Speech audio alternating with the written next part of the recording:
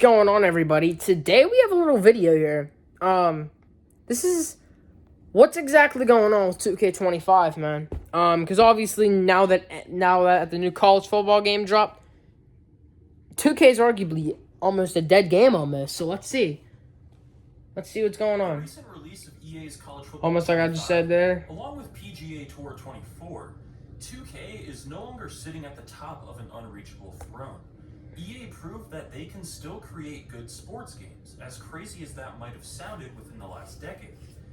NBA 2K seemed like it was starting to stagnate until 2K23 brought back some hope with the excellent addition of My Eras, a new feature within My NBA, the game's franchise mode, which allowed users to jump into a past decade of their choosing and relive or change NBA history, with official draft classes for every year along with accurate logos, uniforms, arenas, rules, and league structure for each season.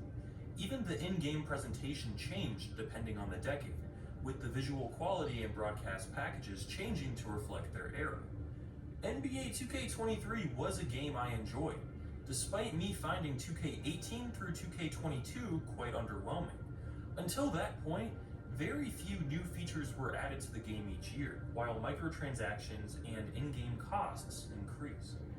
I was hoping 2K23 would be a turning point, but last year's title, NBA 2K24, was barely any different from 2K23, with some tiny updates to My Eras in a more monetized game than ever before.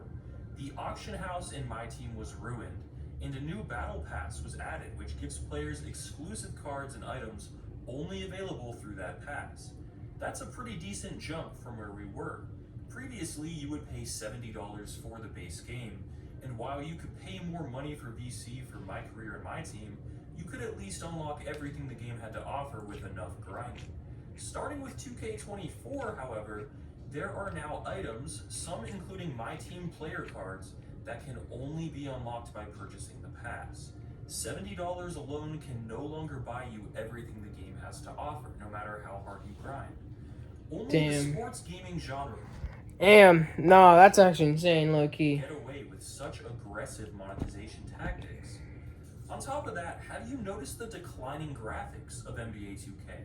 Every year we hear about how good 2K's graphics are, and some will make comments like, all 2K focuses on is graphics, never the gameplay. Well, I think graphics have actually regressed over the years, gotten worse. NBA 2K24 takes up over 100 gigabytes. Yes, way too much space. But why is that? It's because the game is built upon all the previous 2Ks that came before it. And there's a ton of unused assets. Nah, bro. Yeah, definitely a good point, bro. Because every time I'm playing it on my PlayStation, bro, my PlayStation makes these noises, bro. Like, dude, it's burning up, man. Inside the code, taking up space on your console.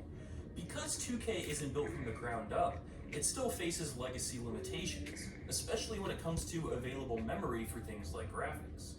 In order to keep the massive, bloated, and ugly city in the game's visuals have to suffer overall. To keep the city in the game, things like court reflections and lighting are much worse than they should be.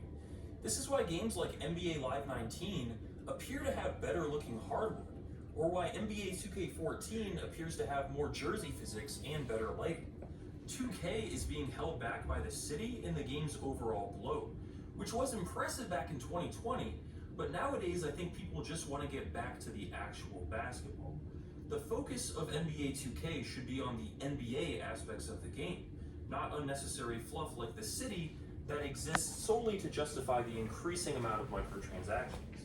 Why would you need to buy VC to buy a virtual scooter to get around a virtual city if there wasn't a virtual city in the first place?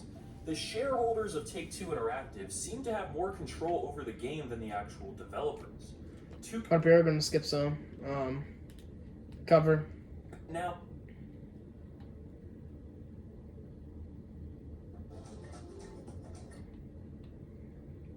words full price.